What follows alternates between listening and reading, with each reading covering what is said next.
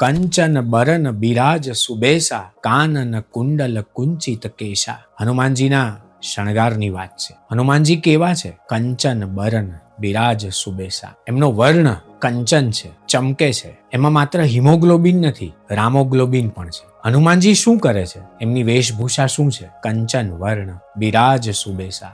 વિરાસનમાં બેસે છે. ભક્તનું આ લક્ષણ છે. આસપાસ હોય કે ન હોય, પોતાના આરાધ્ય આસપાસમાં જ છે એવું સમજીને હંમેશા હનુમાનજી વિરાસનમાં બેસે છે. શણગારની પ્રાથમિકતા છે કાન અને કુંડલ.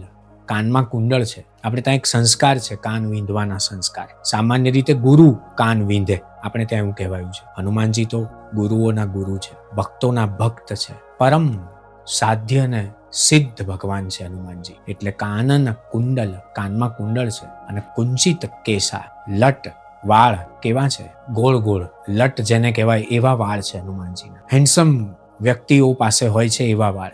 કેટલાક લોકો પ્રયત્ન કરે છે અને પછી કપાવી પણ નાખે છે. હનુમાનજી એવું નથી કરતા. સહજ મુદ્રા છે, સિદ્ધાસન વિરાસનની મુદ્રા છે. હનુમાનજી પરમ નિશ્ચયી છે, અડગ છે. જે ધાર્યું છે, જે મનમાં છે, એને ફળ સ્વરૂપે આપણને આપે જ છે. એટલે કંચન બરન બિરાજ સુબેસા કાનન કુંડલ કુંચિત કેશા. હનુમાનજીના શણગારની વાત કરી છે. આપણી પ્રિય વ્યક્તિ કેવી લાગે એવું આપણે જ્યારે કોઈ આપણને પૂછે છે ત્યારે આપણે સહજ ભાવે એના વખાણ કરીએ છીએ. અને એ વખાણમાં સૌથી પહેલા એના શણગાર, એની વાત આવે છે. હનુમાન ચાલીસાના આ સરસ મજાના મંત્રમાં, આ ચાલીસામાં, આ સ્તુતિમાં હનુમાનજીના શણગારની વાત કરી છે. હનુમાનજીનું ધ્યાન ધરીએ અને આપણે આપણી જાતને એવું કહીએ કે અમને ભયમાંથી મુક્તિ આપો, અમને વિઘ્નમાંથી મુક્તિ આપો, અમને આ જગતમાં જે કંઈ નડે છે એમાંથી મુક્તિ આપો. ત્યારે એક પ્રાર્થના આપોઆપ થઈ જતી હોય છે કે હનુમાનજી તમારી આસપાસ છે એવું વાતાવરણ અમને આપો. આપણને બધાને એવું વાતાવરણ મળે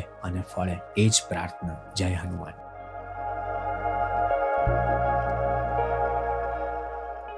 ભાષાને પ્રેમ કરો છો એટલે અંકિત ત્રિવેદીને સાંભળો છો. મેં અનુભવ્યું છે કે જેમણે મને સબસ્ક્રાઇબ નથી કર્યો એવા લોકો મને વધારે સાંભળે છે. એમને વિનંતી કે આપણી ભાષા માટે આપણે બીજું કંઈ ન કરીએ તો એટલીસ્ટ સબસ્ક્રાઇબ તો કરીએ, અને સબસ્ક્રાઇબ ન કરીએ તો પણ લાઇકનું બટન તો દબાવીએ. ટેરવાઓ માત્ર આપણી આંખો સામે જ જડ બની જાય એ પહેલા એને કુંપળ ફૂટે એવી વ્યવસ્થા ધબકારાએ જ કરવાની હોય છે.